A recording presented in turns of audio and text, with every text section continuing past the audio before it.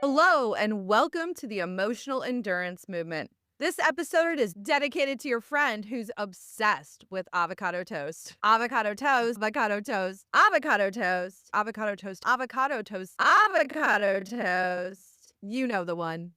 Oh, I do. Welcome back to the Emotional Endurance Movement. We are the only mental health comedy game show genuinely curious about how you're doing. I'm Lori Sharp Page, your Chief Coping Officer and host. Seated next to me is our perennial contestant, our behaviorist at large, and someone who now has a real plant in their office, Crimson McDonald. I also want to introduce you, our viewer at home, the one who's watching this. You complete our survey each week, and we're so glad you're here to practice building your emotional endurance skills in this very dysregulating world. Before we get into today's games, we're going to talk about our insight of the week. Our insight of the week this week is from Lord Tennyson. "'Tis better to have loved and lost than to have never loved at all." Love is our feeling of the week, and we thought this would be a great place to start because we've all heard this quote, and we've all probably nodded our head in agreement at this quote. It has a lot of depth. This is one of my favorites because I like to use this as an excuse to not have pets. Because I'm like, that's a love that I'd rather not love and lose because it's so painful and you can opt out of it. But I have a pet. You only have one pet now, but there was a time when you had two pets. Yeah, but then I had to watch him die. So I doubled down on the whole. I would rather just not lose. So you got You know, yourself the cutest golden retriever. well, that's because I'm a nice wife. But I'm in total love. And when I lose her, I'm going to be so mad at everyone that made me get her. So has it been better to have loved Scout than have not loved Scout? I haven't lost her yet. She's amazing. I can't imagine life without her. Yeah. But there's gonna be life without her. Yeah. We lost So, our big dog. It's been about a year and a half now. that's And right. I remember she was older and we ended up having to put her down. But part of me was telling her, you can go whenever you need to go. We're going to be okay. She was a very protective dog. And I realized that part of my resistance to it all was just knowing the grief that would come. Yeah, And you're right, love is nuanced. We spend a lot of time talking about the rainbows and butterflies of love, but love also means that there is now something so meaningful in your life that you worry about the potential of losing it or not exactly. having it or its well-being in the case of our furry loved ones. So I get it, but this is a great example of you not taking your own advice. Oh, I mean, there's plenty of examples of that. But it's true. This is a prolific quote because it's something I genuinely do think of frequently because love is one of the most painful emotions that there is when you fear loss. Yeah, for sure. A lot of people fear loss so much that love doesn't feel safe, right? Just the idea of love in itself is dysregulating.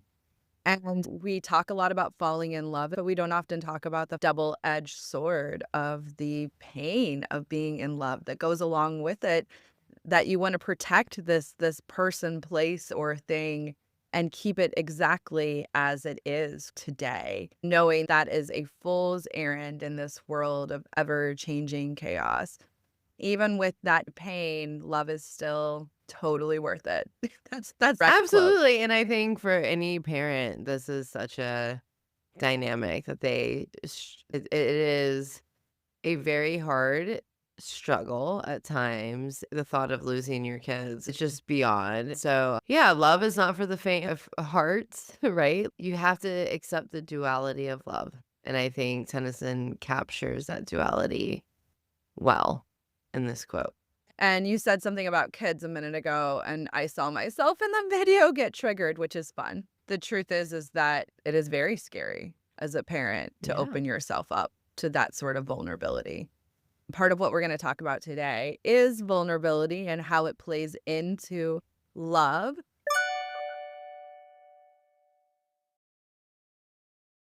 Let's get into our emotional weather report for the week, where Crimson is going to take the wheel and we're going to zoom out a little bit and ask what is going on in the emotional climate for the emotional endurance movement this week.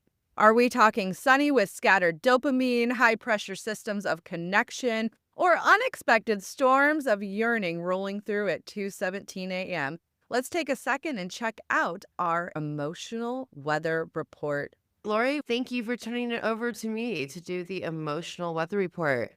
Now, keep in mind that this is just getting a pulse on how we felt in the last week.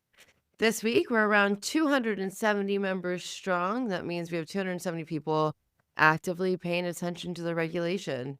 And if they're paying attention, all of us benefit. So that matters. So let's take a look at how we're feeling. Overall, how are we showing up? Well, folks, it looks like we're showing up about 54% of the time feeling regulated. Now, to be honest, this is one of the lowest scores we've seen since we've started monitoring this more dysregulated space. But we're not at the extreme. And remember, regulation is never going to be 100%. In fact, the survey research nerds and us know that when people are reporting around 7 and 8 on a 10-point scale, they're feeling pretty good. So I think Lori and I would love to see us at that 70-80% mark. But let's look into why we're showing up dysregulated, and most of all, where. Where are we showing up dysregulated? Not shocking, at work. We're struggling staying regulated in the workplace. And honestly, that seems correct. At this point in time, we're kind of feeling the demand hit us and we're losing time every day. January was this great month to start new and be organized. And I'm guessing, like most of America, we feel like we're falling behind. Well, I don't know about you, Lori, but here in Fort Thomas, Kentucky, we are under about 1.5 feet of snow, along with 200 million Americans. That means family dynamics are challenging, especially for caretakers. So stay strong. If you look at the tracking of the flu, the great flu epidemic going on in America right now, a lot of us are actually literally sick. So let's be real. Health should be here because a lot of families are managing sick family members right now. But through the dysregulation, how are we coping? We would expect we're coping worse when we're less regulated, and that's what we're seeing. This only dropped a little bit, but it's on trend with seeing our dysregulation is definitely trending with lower coping effectiveness. This is the lowest we've seen so far. People are trying. Just remember, tools aren't restoring regulation. We need to get better tools and more equipped to deal with our coping.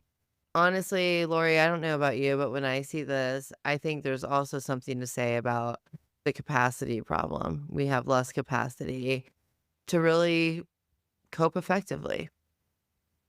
But let's not be doom and gloom. Where are we coping well? What's filling our cup? Our home. We're contained during the winter. There's something nice about not being able to get out, unless you're in my school district where your kids have to get out, but none of the adults are. So containment during a winter storm, we are feeling regulation at home. We are also feeling it when we get to be alone. And that's not surprising if you are a caretaker or have young children. Getting away from them after being bunkered down for a week is really nice. I thought it was interesting that relationships came up on this one because I think it's really a lesson from COVID that we know how to maintain relationships virtually and we're using them to fill our cup. So good for you. Other popped up, and I got to be honest, I think we're going to leave this one to the audience to guess because it's a snowstorm. People would be doing crazy things. But if you guys want to comment below, feel free to do so about what your other was this week that filled your cup.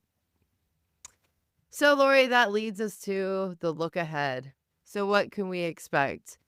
We have our advisory where we are looking at what are we carrying, what's our capacity, how are we focusing, and what we can expect. So right now, February, we're carrying a heavy load, folks. We are in the peak of winter blues. We are probably at a deficiency with our vitamin D. We are sick of being under a foot of snow. And if you're where we are, it hasn't gotten over 10 degrees in like 6 days. We're carrying a lot of that winter blues. In terms of capacity, we're seeing our work demands are higher than our capacity to deal with them. So our coping effectiveness is slipping as a result. It's hard to focus when our reserves are low, and it's easy to get distracted when we are basically dysregulated and hanging on a fine thread. No shame in it. The real goal here is to think about what we could be doing to get those focusing skills back online, because if we're able to focus, we get more done. That builds our self-efficacy by doing that. It lifts all of our metrics, and we will see better effective coping and higher regulation. So our warning is if we're seeing this, that means the people around you are dysregulated. Our community is dysregulated. It probably means the people around them are dysregulated, which means watch out, guys. It spreads like the flu. So in our community. Watch out and stay strong in being regulated and refuel. Thank you, Crimson. Yeah, I can see these themes playing out. It's been an interesting week. I am now on to day 7 of being trapped in this house with my family. My school district went Yeah. for it because Yeah, they didn't you want to guys be have been you. back in school since Tuesday. My kids have no school this week. My mom's art class got canceled. I did my doctor's appointment virtually. We had to dig our car out, which was an experience. I mean, I could go. There's been some different challenges this week, but I've stayed pretty regulated. Although my kids have been fighting a lot. I've seen more dysregulation with them. And I've had to show up and shut it down a few times, which can look like dysregulation, but I've kind of been doing this like exploration with myself of understanding that being firm, clear, and directive in those moments, even if I have to increase my tone, is not inherently dysregulation, even though people around me may think it is. A lot Yep. of moms struggle with this. I'm not mad. I'm just trying to like make the expectations clear and the behavior work the way it needs to work. And everyone else is like, oh my gosh, do you need to go take a minute? And you're like, no, this is not dysregulation. This is me being clear and direct and having to get the environment to respond back to me. Does Yeah. that make any sense? Or am I out here on an island alone going a little snow crazy? No, I think you're with, like I said, 200 million Americans right now. So you're far from alone. Absolutely. But we're hanging in there. And I think we got the car out. It's chilling enough that tomorrow I'm going to try and take them to the trampoline park and give everyone a job. treat. You know what I mean? Just Yeah. like jump it out, ladies. Yeah, I'm on the reverse where my kids are like, you don't have to go out. And I don't know if you saw on my personal TikTok page, I try to make this like inspirational, like we can push through hard things. Just my daughter walking literally next door. Like there is no way to get her to school without some kind of trudge through feet of snow. And I mean, I gotta send her to school. And I posted it with some inspirational thing, and people were like, child abuse. Did you have to get up and drive your kid to school as if I have a garage? Like, show your privilege. I'm sorry, I don't have a garage. I have a huge driveway that's not shoveled. But walking next door to get in your neighbor's car to Yes. school? Yes. Yeah. Yeah. I think CPS is going to be called on me, though. But the emotional forecast for the week is tied closely and correlated with the weather forecast of the week. I would agree. This is the week where the weather and the emotional weather are colliding. Definitely. Thank you so much for that report. All right, we are going to move into a message from our feeling of the week, which is it's love, y'all. It's love. Deep down in your bones, love. Our feeling of the week is love. And not just romantic love. I know with Valentine's Day coming up, we all are kind of obsessed about romantic love. We're talking about creative love, friendship love, purpose love, culture love, the love you feel when the barista remembers your order. The love is what happens when safety meets closeness and your nervous system decides, I want to stay here for a minute. It widens your attention, it softens your posture, it lowers the volume of your threat detector because love is one of the emotional states that actually expands your capacity. You think better, you risk smarter, you recover faster. And yes, it also makes you send texts that you will reread later because love's a lot of different things. Love is the joy and the purpose and the meaning behind many of our relationships. And it's also the fear that keeps us up at night thinking about losing those things. Love is the idea that we can find amazing moments, things, purposes in our life and platform them, put action and time towards them, and refine them into something with a deeper meaning. Love is all around us. And many people would say that love is the ultimate meaning in life. Dynamic, ever changing, always finding a way to adapt in challenging circumstances, and always there, even when you can't easily see it. Love is an inspiring emotion, one that many of us aspire to be in constantly, but it is still just an emotion, transient in its state, and one that surprisingly you have to cope with to get to the best of it. And that's why our coping skill this week is vulnerability. Because love asks things of us. It asks us to show up in ways that require us to be seen, to be vulnerable, to be engaged. And that can be a tall order when we don't necessarily feel a lot of love, support, or psychological safety in our lives. And that's why it's so important that we all learn to love ourselves, to love those that we're around, and to love the potential of creating a world with more hope, more optimism, more resilience, more efficacy, and yes, even more effective coping. I love that I get to be here and do this and give this message. And it's also incredibly vulnerable to do. Both are true. And I think it's when we understand the duality of love, when we really lean into it, that we can most unlock its value. And that's all from this week's feeling of the week. Love. Elizabeth Taylor. Sorry. You don't get the joke because you don't listen to Taylor Swift anymore. I'm sorry. I keep disappointing so- you. You've I run this by know. me like 3 or 4 times, and I just do not. I I thought have at least no for idea. this week's episode, you would do a 3-minute assignment, Lori. You never gave me the how am I supposed to do the assignment? So this is part of love. This is part of friendship love, is when you're so close that you can assume that the other person can read your mind.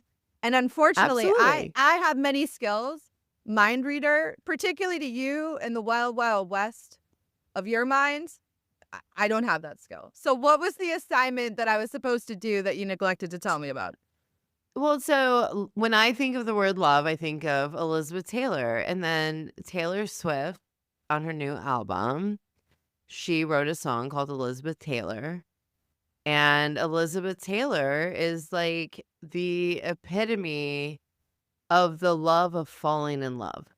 I don't know. Like, I just, there's something romantic about Elizabeth Taylor. I mean, not only And was her, she like, just glamorous. 8 marriages, 9 marriages, was it?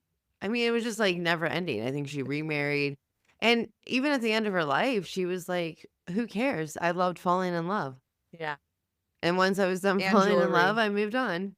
Her jewelry collection. Remember that? Remember when they Oh, like, diamonds. oh my gosh. I know. Gosh. But I do think Elizabeth Taylor represents a concept of love that is less traditional, right? We think of it as you fall in love, you get married, or friendships, but there is something about loving, falling in love. And I have someone very close to me who I remember we met in birthing class, and she was married and she was about to have her first kid, and her husband, they're married, was a lot older. I remember thinking, what are you going to do? Like, he's older than you, so your time on this planet is going to be longer. And she laughed at me and thought I was so irrational for assuming I would only have one love in my life, even with the age. She was like, your husband could drop dead and you could have another love. And what's wrong with love? And she went on to get divorced, and she's had several, I wouldn't say serious in the traditional sense, but committed relationships. And she's kind of Elizabeth Tayloring it. She is loving, falling in love. And she told me once her biggest love affair is the love she has for herself. And I think that's an Oh. aspirational place to be. Like, she I loves like that. herself. I I know. will don't you? borrow that. That was Yes, good. loving your biggest love affair being your love for yourself should be like everyone's goal. And Yeah. I will be honest, she was genuine, and it wasn't arrogant, it wasn't cocky, it was genuine. I love it. No, I love it. I agree. I think love comes in so many different formats, and we as a culture have really idealized this one very heteronormative view of what Mm. love and marriage is. And it's just not that simple ever. Even for people who are in relationships that it looks like that. It's just not that simple. Love is dynamic. It's changing. I totally agree. And now I want to listen to this Taylor Swift song. Elizabeth Taylor, you think it's forever. One really never had to have fun. If you keep doing that, I'm gonna take clips of you singing and put it on the Oh, internet. I mean, if it comes naturally, it's fine. Our first game, Show and Tell, Weird Love Edition. This is where we confess something we love that makes no sense to anyone else. And it's not because it's impressive or we need validation. It's just because it's weird and we're going to share it. So, with that being said, I'm going to let Crimson go first. As those that know me know, I am a history nerd and a political science nerd. What I'm bringing today is my TJ. This is Thomas Jefferson. I acquired him from the great Monticello estate when I visited it when I was like, I don't know, 18, 19, something like that. And so, yeah, my thing is democracy, not just TJ. He's just representative of it. I got to be honest, democracy is something that I love, and not just any democracy, American democracy. I was 11 years old. I saw the US Constitution in DC, and I knew in that moment that that piece of paper was something I was going to commit my life to. And I really don't know why, but it was a instinctual gut feeling. And this just validates that I'm a nerd. Why an 11-year-old was inspired by a piece of paper is beyond me. But there was something about the resilience and endurance of the founding fathers and the bravery and courage it took. So I just grew up believing in the principles behind it. And I know this country and our democracy is not perfect. I will be the first to say that. But I've committed my life to serving it and to advocate for the values instilled in that document. And so right now is a really hard time for us nerds. I'm talking from a truly historical standpoint for people that are nerdy like me. So when you're a nerd like me, it means a lot. I have found myself having to reorient my love for democracy and my understanding of it. It does remind me of the I wish I had never loved at all because it hurts watching something you love get eroded and really feeling hopeless and understanding how to rebuild it.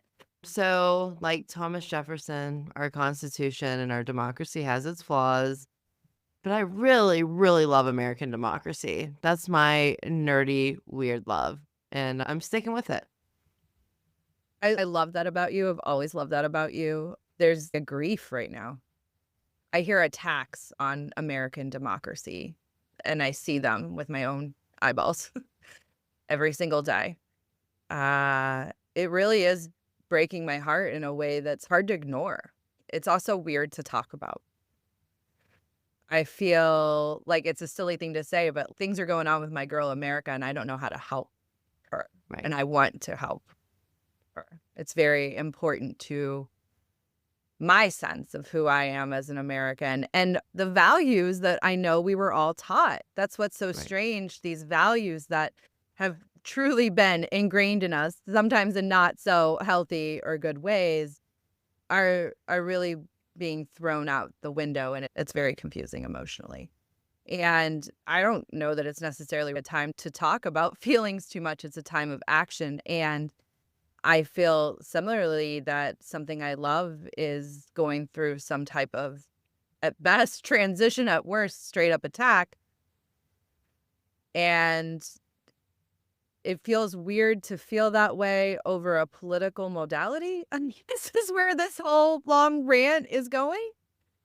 Well, what's funny is people like me have cared about it for so long, and so it's weird for me to not be the nerd anymore. A lot of people are starting to care, and I say this with no shame. It's hard to wrap your head around losing what we had, Obviously, I had a lot of academic training and education that drove a lot of my motivation, but this is a perfect way to capture how sometimes love requires action.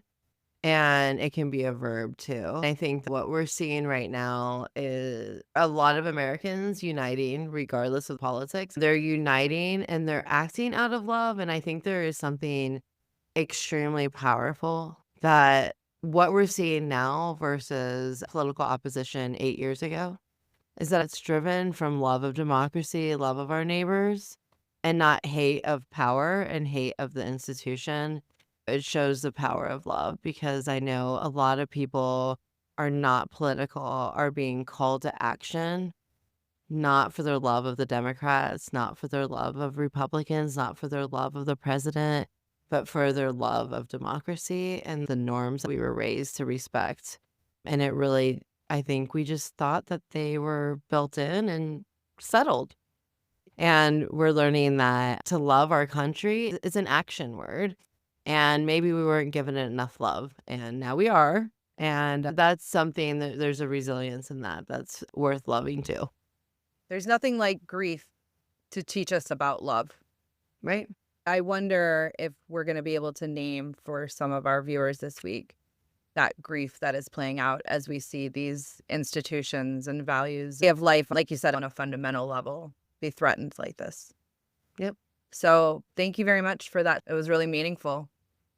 Sorry to get all heavy on you. Mine's a little heavy. Oh, Told her fun. that I was going to do cottage cheese with lemon pepper seasoning. I was promised cottage cheese with lemon pepper seasoning. Well, okay, I'm going to give everybody quick recipe mix in. If you need a protein-rich snack and you don't want to just eat cottage cheese, put some lemon pepper seasoning on it or some everything bagel seasoning or some avocado toast seasoning, and it really spices it up quite well.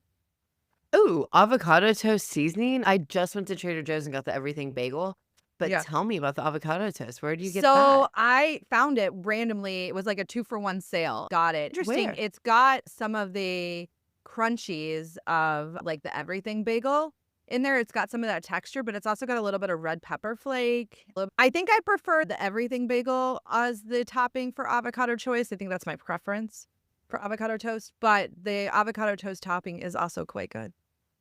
Can we say avocado toast like 5 more times? We're such Avocado millennials. toast. Your turn. Okay, so for my show and tell, I'm not bringing a tangible item this week. I am bringing our YouTube statistics. Oh, no. Don't make me sad, Lori. This isn't about you. Don't show the It's about true me. reality. Just our YouTube subscribers. Hey, we've grown our YouTube subscribers almost like 2,600% points over the last month. We are growing. 92 trying. members here. The reason why this is my show and tell is because I have a weird love of video editing. It's a skill set that I learned in my early 20s, and I really find it to be a great medium for my other great creative love, which is comedy. We've been making content for the movement for about a year now. The last couple months, we've been way more targeted in making content. And I'm really proud of myself because this has been incredibly vulnerable. And I know it has been for you too, Crimson. I have this deep love for doing it. And the reason why I know I have a deep love for doing it is because now that I am practicing showing up and being seen, which is still hard, that's still very vulnerable for me, I am getting more resilient to the fact that nobody seems to care about our content. It's the important part. Here's the weird love part of it. I still love doing it. I still love doing it. I'm out here making this art. And I am going to call it art because I am the director of this dang thing. And it is art. It is. And, yeah, we got likes. We got some follows. We got something out there that's growing. We've got 272 people now across our network who are willingly and lovingly in the movement, and they all want you to join too. You should definitely join. And just a pause. To all my friends out there that aren't listening to this, you aren't included in that count because apparently I can't even get you to subscribe. It is fun when you have your network being like, go you, and you're like, you could go to YouTube and you could join my network, and they're like, oh, well, maybe my kids could. Yeah. It doesn't matter because I'm having fun trying to know myself creatively more in the last month. I've been doing these weird characters. I don't know. They're just fun. We have a somewhat serious topic and mental health. You know how we feel about the fact that mental health these days is pretty much just doom, gloom, like ain't never gonna get better, get over it, move on, forget about mental health. And we think that you can have some fun with it and find a way to take care of yourself without just subscribing to toxic cycles of burnout. But I appreciate this because I do think that there is vulnerability in what you brought to the table today. A lot of people out there creating content, and it's great. A lot of them are coming to the table with, "This is my experience, and I was successful," and I think we're coming to the table as we're one of you. One of you. Lori, you are not a video editor. You are a psychotherapist and now a chief coping officer, and you are stretching yourself to make these videos. So kudos to you and being vulnerable enough to put it out there. It's hard. We got 69 people in 28 days, and it ain't like we're paying anyone for this. There's a Well, lot to be so proud of. there's one additional piece to this, which is that I, as a psychotherapist, look, Crimson's known me since before I became a clinician. I have a big personality. I'm loud. I'm funny. I like to think, at least I make myself laugh. And part of becoming a therapist is you have to learn to make yourself really small and palatable. So when people tell you things, you don't have this look on your face. I've gotten really good at minimizing myself and the way my personality comes out. It has been hard to unlearn that. Yeah. And I think I'm unlearning that here. And part of the reason I know that I'm unlearning it here is because when we get comments like, what the F is this? Or people being angry at my character work, or honestly just dislikes. Like we'll get video where it's like, we have 0 likes and 2 dislikes. Yeah. Like we are turning people off. And I think that's a sign that we don't want people to like it. We do get likes too, but being more comfortable with that happening is a sign that my personality is coming back to the table. And that's what I want artistically out of this. I want this to be fun and something I love to do because it's a form of creative expression. Nobody sits us down and says we have to make or long video podcast. In fact, nobody's really at. And the stats would say they aren't really. It's not if you build it, they come. That doesn't work in content. But we're here. People are isolated. They don't have these conversations. They don't know how to. We're trying to make something engaging and fun to make it less of a chore and more something you get to do. The better relationship you have with your mental health, the more love you're going to be able to have for yourself. If you have a combative relationship with your mental health, it's hard to love yourself. I know that from professional experience of walking that with a lot of clients, but also from personal experience. Yeah. And I love that I'm showing up this way. And yes, this is really vulnerable. And it's okay. I feel supported and safe enough to do so.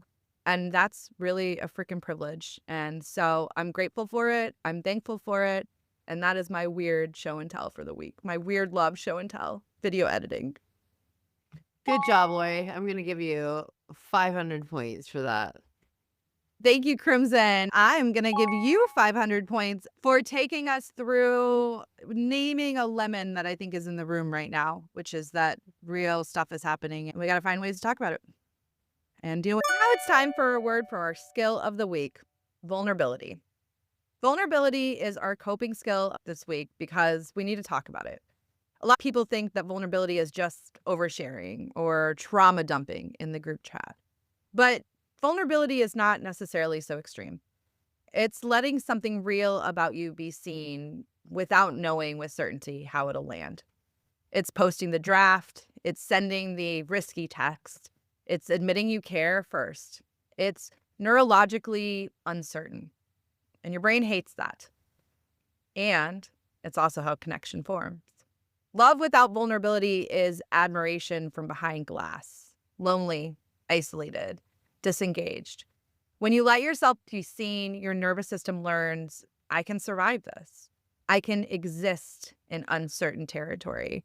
I can build my capacity to tolerate the natural vulnerability of love, of life, of making something better when you leave it than when you found it. Vulnerability is having belief in being able to exist authentically, being safe to do so, and getting good results from it. And vulnerability is often, for some people, in certain circumstances. So if you're able to be vulnerable with even small pieces of your life in certain situations with certain people, lean into that, because the more you practice that, the more resilient you'll become to it, and the more deeply you can invest in the loves that you have all around you. And that's all from this week's coping skill of the week. Vulnerability is funny in that it's active. It's constant. You ever So get vulnerability hangovers? yes. Yeah, I get vulnerability hangovers. They are less and less common as I get older. And I think, this is something we've talked about before. I have always had a very different way of showing up in the world. I am fortunate to have never had the people pleaser activation. And so I feel like I had never had words for how I was showing up, and I felt like very alone in showing up as a vulnerable person.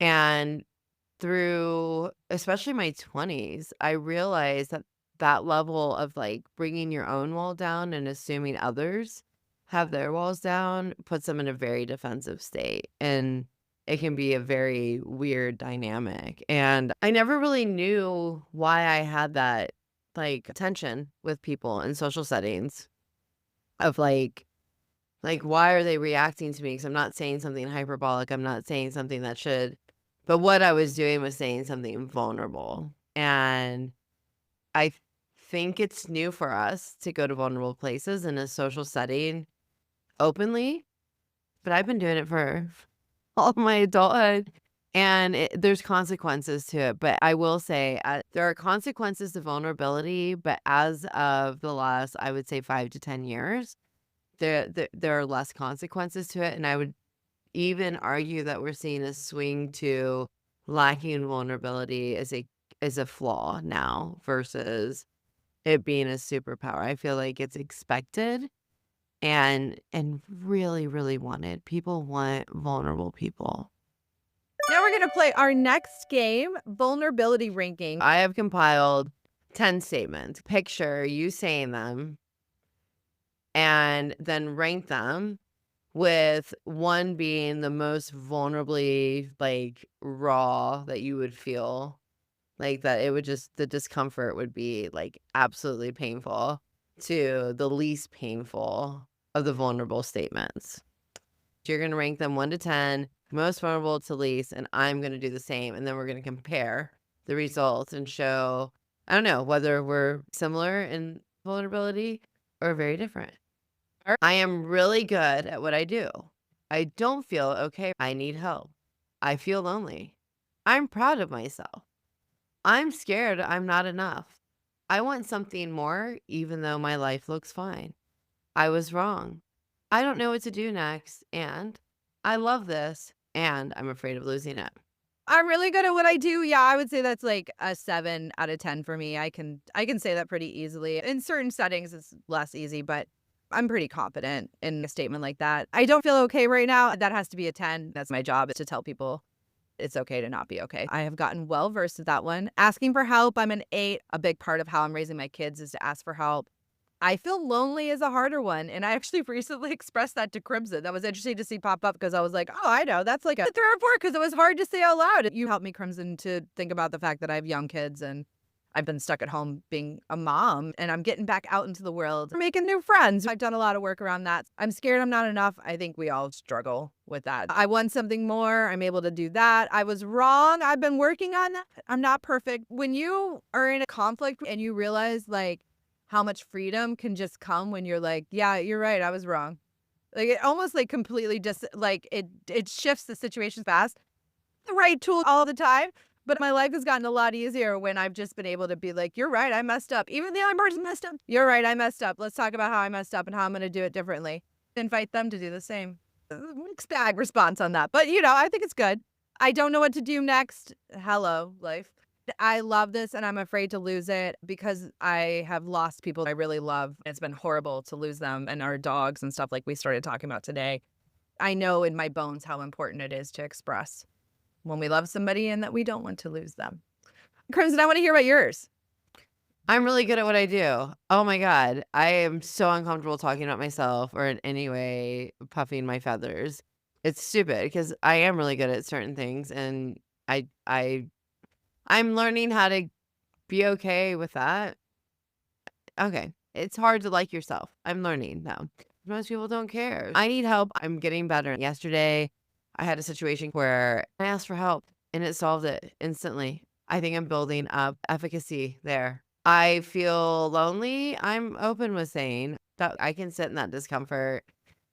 But I'll be honest, I'm very fortunate. I'm rarely lonely. And I just got out of your phase of life, Lori. So I went through a very lonely phase and I learned how to talk about it because it's important to mental health and longevity. I'm proud of myself. I'm really good at what I do. I'm getting there. I'm getting better at it. But that makes me extremely uncomfortable, that level of vulnerability. I'm scared I'm not enough. I'm getting better at that one too. I feel like 40 comes with a lot of really bad things, but these are the things that if you would have asked me 5 years ago would be very different. I want something more. That one's hard to say because I feel like I have a lot and I shouldn't say. I was wrong. Like you, Lori, I've always been good at this because I was a parentified child and I learned that taking accountability and stopping the finger pointing ends the chaos. To your point, I don't know if it's always the right way to approach a situation, but I have found that just saying I'm wrong and taking accountability can stop chaos. So I've gotten really good at that. I don't say that with arrogance. I say that with humility. I don't know what to do next. I really don't. I'm exhausted of people asking. I'm exhausted of trying to forecast what's next. No discomfort with that. I'm comfortable with my lack of knowledge. I love this and I'm afraid to lose it. People know that I'm afraid to lose it. I say it a lot, but probably not enough. I'm probably not as comfortable as I should be. It's vulnerable. It It is. just is, right? Well Well, let's said. get us both together and see where there was some overlap. Some big differences. I'm really good at what I do. I'm not totally surprised to see that difference in some things. Well, it's all one of the things I've always loved about you, Lori, is that you say it. It's something I've admired about you. It's the way you conduct yourself. It's not like you say it, but it's confidence. Yeah, we can see differences in how we talk about loneliness. Yeah. I was So- wrong. That's a good business partner match. Yeah, you're right. Except when Biggest something winner bad here, happens, yeah. it's going to be like, I was wrong. I was wrong. I was wrong. I was wrong. Weren't we all wrong? We were all wrong. That's a good accountability structure. I'm happy to see that. Sure. All right, that was fine. Crimson, I'm going to give you another 511 points extra for being vulnerable in the fact that you talked about yourself while you talked about being vulnerable about talking about yourself. Sure. Lori, I'm going to give you 500 points because I know this game was confusing and you gave it your all.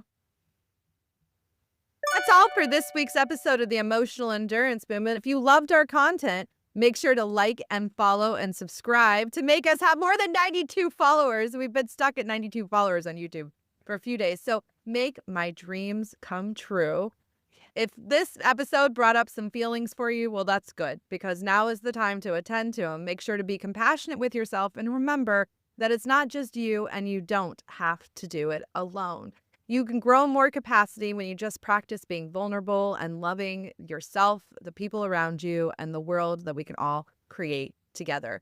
If you enjoyed this episode, please subscribe. There's a movement here. We know that there are people ready to show up resilient and regulated. Thank you for joining us at the Emotional Endurance Movement and for taking another step to showing up regulated. We hope that this gave you a little bit of humor in the reality that life isn't getting easier, but maybe we'll get better at it. We'll see you next week on the Emotional Endurance Movement. Bring your feelings and we'll bring the games. Bye. Peace out.